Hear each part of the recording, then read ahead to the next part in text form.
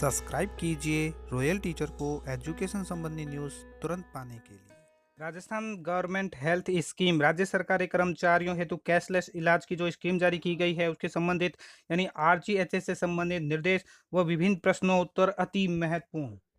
जी हाँ साथियों, जैसा कि आप सभी जानते हैं कि हाल ही में राज्य सरकार द्वारा एक योजना चालू की गई है जिसका नाम है राजस्थान स्वास्थ्य चिरंजीवी बीमा योजना, जो आम नागरिक के लिए है। साथ ही एक और योजना चालू की गई है जिसका नाम है राजस्थान हेल्थ स्कीम। राजस्थान स्वास्थ्य हेल्थ स्कीम आरजीएचएस के तहत राज्य सरकार के जो कर्मचारी है उनको शामिल किया गया है। उससे संबंधित दोस्तों पहले ही एक वीडियो बनाया है जिसके अंतर्गत मैंने सभी राज्य सरकारी कर्मचारियों को 5 लाख तक का कैशलेस इलाज से संबंधित ऑनलाइन प्रोसेस और गाइडलाइन भी बताई है। साथ ही अगर आप उसकी नोटिफिकेशन देखना चाहते हैं तो इस वीडियो के अंतर्गत आप उसको नोटिफिकेशन भी देख सकते हैं। अगर आरजीएचएस और राजस्थान चिरंजीवी बीमा योजना में अंतर देखना चाहते हैं तो और पात्रता देखना चाहते हैं तो इस वीडियो में भी बताई गई है। साथ ही एक और प्रोसेस भी बताया गया है। इसी के साथ ही अब राज्य सरकार द्वारा विभिन्न निर्देश भी जारी किए गए हैं। साथ ही जो आम नागरिक और सरकारी कर्मचारियों के मन में जो प्रश्नोत्तर थे उसमें प्रश्नोत्तर भी जारी किए गए हैं जिसके तहत आपके मन में किसी भी प्रकार की कोई शंका नहीं रहेगी। तो दोस्तों वीडियो को अंत तक जरूर देखें, बहुत इंपॉर्टेंट होने वाला है ये वीडियो। ये है वो निर्देश जो राज्य बीमा प्रावधान नीति विभाग साधारण बीमा विभाग जयपुर की ओर से जारी किया गया है। राजस्थान सरकार स्वास्थ्य योजना आरजीएचएस से संबंधित लाभार्थियों का पंजीकरण के संबंध में ये 10 अप्रैल 2021 से प्रारंभ हो गया है। 30 अप्रैल 2021 तक ये पंजीकरण कराना आवश्यक है। इसके संबंध में दोस्तों जो प्रक्रिया बताई गई है में वो दोस्तों मैंने पहले ही वीडियो में बता रखी है। इसके संबंध में दोस्तों आपको ये वीडियो देखना होगा जो इस वीडियो के लास्ट में स्क्रीन के तौर पर मिल जाएगा। अब हम बात करेंगे दोस्तों आज के जो विभिन्न प्रश्नोत्तर जारी हुए हैं, जो आम लोगों की शंकाओं का समाधान है, उन प्रश्नोत्तर के बारे में चर्चा करेंगे। तो दोस्तों आप स्क्रीन पर देख सकते हैं, ये है राजस्थान गवर्नमेंट हेल्थ स्कीम के संबंधित प्रश्न। जैसे आरजीएचएस क्या है? आरजीएचएस राजस्थान सरकार द्वारा वर्ष 2020-21 में बजट घोषणा के बिंदु संख्या 244 के तहत सीजीएस के तर्ज पर कैशलेस चिकित्सा सुविधा उपलब्ध करवाने हेतु प्रदेश में लागू की गई है। अब आरजीएचएस का लाभार्थी कौन बन सकता है? राज्य सरकार के माननीय मंत्री, विधायकगण, पूर्व विधायकगण, न्यायिक सेवा के सेवारत और सेवा निवृत्त न्यायाधीश, अखिल भारतीय सेवा के सेवारत अधिकारी व पेंशनर व राज्य सरकार के सरकारी अर्ध सरकारी निकाय, बोर्ड, निगम आदि के अधिकारी, कर्मचारी, पेंशनर, उनके आश्रित परिजन योजना का लाभार्थी बन सकते हैं। प्रश्न नंबर 3 कि मैं आरजीएसएस का लाभार्थी कैसे बन सकता हूं? कि आरजीएसएस का लाभार्थी बनने के लिए सर्वप्रथम पंजीयन कराना आवश्यक होगा। इसके लिए आरजीएसएस के वेब पोर्टल पर समय के एसएसओ आईडी से लॉगिन कर निम्न प्रक्रिया के आधार पर लाभार्थी बन सकते हैं। तो दोस्तों ये प्रक्रिया है वो मैंने आपको पहले ही वीडियो के जरिए बता दी है। इस वीडियो के लास्ट में आपको एक और स्क्रीन के तौर पर मिल जाएगी, उसके ऊपर क्लिक करके आपको वो जानकारी मिल जाएगी। स्थिति नंबर 2 के अंतर्गत जब जन आधार संख्या या आधार पंजीयन उपलब्ध नहीं है तो इसके लिए आपको एसएसओ पर लॉगिन करना है, आरजीएच एप्लीकेशन पर क्लिक करना है। पंजीयन नहीं होने पर जन आधार के पेज को लिंक पर क्लिक करें, जन आधार फॉर्म सबमिट कर आपका पंजीयन हो जाएगा और पंजीयन के बाद आरजीएसएस प्रक्रिया शुरू करने पर आपकी प्रक्रिया अपना सकते हैं।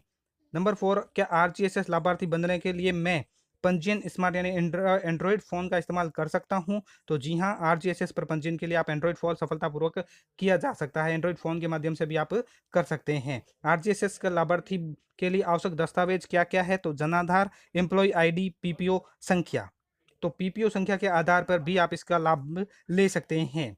अब मोस्ट इंपॉर्टेंट बात आती है फैमिली में कौन कौन आएगा। तो आरजीएचएस फैमिली का अर्थ है लाभार्थी के पति, पत्नी तथा कर्मचारी पर आश्रित 25 वर्ष तक की 2 संतान व माता पिता जो सामान्यतः कर्मचारी के पदस्थापन के स्थान पर रहते हो, जिनकी मासिक आय 6000 से कम हो, वो इस फैमिली के अंतर्गत आ सकते हैं।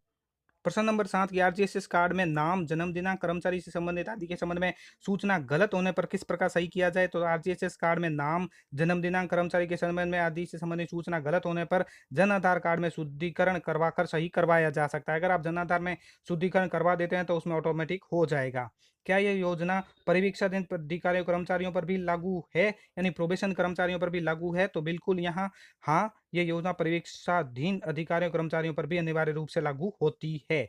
एक और इम्पोर्टेंट बात कि यदि पति पत्नी दोनों ही नियुक्ति 1/1/2004 के बाद होने पर आरजीएचएस सेवा में लाभ दोनों को मिलेगा।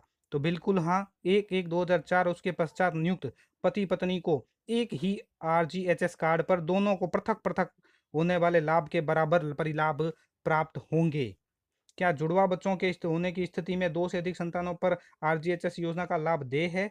तो यहाँ पे इम्पोर्टेंट बात आती है कि प्रथम प्रसव प्रसव में यदि एक से अधिक संतानें हैं वो जीवित है तो उनको पृथक इकाई माना जाएगा। प्रथम प्रसव में यदि एक जीवित संतान है एवं द्वितीय प्रसव में जुड़वा बच्चों की संख्या स्थिति में उन्हें दोनों को एक इकाई माना जाएगा।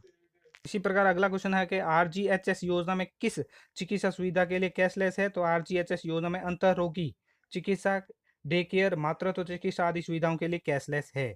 लाभार्थी किन अस्पतालों में इलाज करवा सकता है? तो कर्मचारी या उसके आश्रित परिवारजन राजकीय अस्पतालों, राज्य सरकार एवं विभाग द्वारा सूचीबद्ध निजी अस्पतालों में इलाज करवा सकते हैं। क्या गैर अनुमोदित चिकित्सालयों में इलाज के खर्चे पर दावे का पुनर्भरण देय है?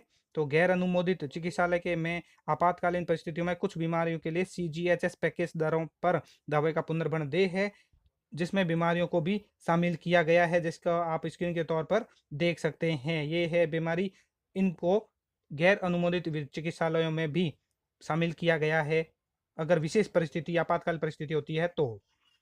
इसी प्रकार दोस्तों आगे बात करें कि क्या कोविड-19 के उपचार को योजना में इमरजेंसी क्लोज में शामिल किया गया है? तो हाँ, योजना के अंतर्गत कोविड-19 के उपचार को शामिल किया गया है। गैर अनुमोदित अस्पताल में कोविड-19 का उपचार कराने पर पुनर्भरण देय है। अब अस्पताल में भर्ती होने के उपरांत किस आधार पर बोर्डिंग या अस्पतालवास की सुविधा प्राप्त किस प्रकार है? तो नंबर 1, 36,000 रुपये तक राजकीय अस्पतालों में सामान्य वार्ड, अधिकृत अस्पतालों में पात्रता जनरल वार्ड। 36,000 रुपये से और 63,000 रुपये तक जो वेतन श्रृंखला के अंतर्गत आते हैं वो राजकीय अस्पतालों में कॉटेज और अधिकृत निजी अस्पतालों में अर्ध निजी वार्ड के अंतर्गत आएंगे। 63,000 रुपये और उससे अधिक वाले डिलक्स और निजी वार्ड के अंतर्गत आएंगे। आगे मैं बात करूंगा कि मेरे पास जन आधार कार्ड उपलब्ध नहीं है परंतु आधार कार्ड बना हुआ है, क्या मुझे योजना का लाभ मिल सकता है? तो देखिए, जिस लाभार्थी का जन आधार कार्ड बना हुआ नहीं है उन्हें जन आधार कार्ड बनवाया जाकर ही योजना का लाभ ले सकता है। उक्त योजना जन आधार संख्या, जन आधार पंजीयन संख्या के आधार पर आरजीएचएस के लाभार्थी बन सकते हैं। यानी आधार कार्ड के उपलब्ध नहीं है, आपको जन आधार बनवाना पड़ेगा। क्या जिनके पास भामाशाह कार्ड है उन्हें भी जन आधार बनवाना होगा? तो नहीं, पूर्व में जारी भामाशाह कार्ड के स्थान पर राज्य सरकार द्वारा निःशुल्क जन आधार कार्ड वितरित किए गए हैं। जो लाभार्थी नवीन कार्ड के लिए आवेदन करते हैं उन्हें जन का आधार कार्ड जारी किया जाता है। ई वॉलेट से प्रति वर्ष कितने रुपए तक का आहरण किया जा सकता है? तो 1/1/2004 के बाद कर्मचारियों के ई वॉलेट से राशि प्रति वर्ष 5 लाख रखी गई है एवं गंभीर बीमारियों के लिए अतिरिक्त 5 लाख प्रति परिवार की सुविधा रखी गई है। नंबर आगे 19 नंबर में, यदि इलाज के उपरांत ई वॉलेट राशि में शेष बच जाती है तो क्या अगले वर्ष उपयोग में ली जा सकेगी? नहीं, यह राशि 1 वर्ष के लिए ही है। यदि राशि शेष रह जाती है तो योजना प्रारंभ होने से 1 वर्ष की समाप्ति पर स्वतः ही कालातीत हो जाती है। अगले वर्ष नए सिरे से स्वास्थ्य परिलाभ होगा। प्रश्न नंबर 20, लाभार्थी कितनी बार इस योजना के अंतर्गत इलाज करा सकता है? तो परिवार के वॉलेट में उपलब्ध राशि के शेष रहने तक लाभार्थी परिवार द्वारा इस योजना की आवश्यकता अनुसार कितनी भी बार इलाज करवा सकता है। नंबर 21, क्या इस योजना के अंतर्गत योजना के प्रारंभ होने के बाद की बीमारियां ही शामिल है? तो नहीं, इस योजना के अंतर्गत योजना चालू होने से पूर्व की बीमारियों हेतु चिकित्सा कवर सम्मिलित है। नंबर 22, मेरा बच्चा 6 माह का आयु का है, उसका जन आधार कार्ड में नहीं है, उसे योजना का लाभ मिलेगा? हाँ, योजना के अंतर्गत पात्र परिवार में के जन आधार कार्ड में विवरण में नाम सम्मिलित नहीं होते हुए भी उस परिवार के 1 वर्ष तक के आयु के बच्चे को योजना के अंतर्गत इलाज देने का प्रावधान रखा गया है। नंबर 23, क्या उक्त लाभार्थी परिवार में शामिल नव विवाहिता को भी इस योजना का लाभ मिलेगा? तो हाँ, परंतु इसके लिए नवी वधु का नाम परिवार के जन आधार कार्ड में तत्काल जुड़वाया जाए। इसके लिए वो नजदीकी ई मित्र केंद्र अथवा राजीव गांधी सेवा केंद्र पर जाकर अपना नाम जुड़ा सकते हैं। जन आधार कार्ड में नाम होने पर ही योजना का लाभ प्राप्त हो सकेगा, अन्यथा नहीं होगा। प्रश्न नंबर 24, मेरे परिवार का जन आधार कार्ड बना हुआ है पर किसी सदस्य का नाम नहीं जुड़े होने पर उसे लाभ मिल पाएगा? तो नहीं, जन आधार कार्ड में नाम नहीं होने पर योजना का लाभ प्राप्त हो सकेगा, यानी नहीं होगा। यदि परिवार के किसी भी सदस्य का नाम जन आधार कार्ड में जुड़ने से रह गया है तो उसका नाम तत्काल ही जुड़वाया जाए। आरजीएसएस लाभार्थियों की श्रेणी क्या क्या है? तो इसकी श्रेणी आप यहाँ वेबसाइट दे ऊपर देख सकते हैं। आरजीएसएस से संबंधित किसी प्रकार की जानकारी के लिए यहाँ टोल फ्री नंबर भी दिया गया है जो आप इसको नोट कर सकते हैं। तो साथियों, ये थे जन आधार से संबंधित महत्वपूर्ण प्रश्नोत्तर। उम्मीद है आपको पसंद आए होंगे। वीडियो पसंद आए तो जरूर लाइक, शेयर और सब्सक्राइब कीजिए। पास में आने वाले घंटी के बटन को जरूर दबाएं एजुकेशन संबंधी न्यूज़ तुरंत पाने के लिए।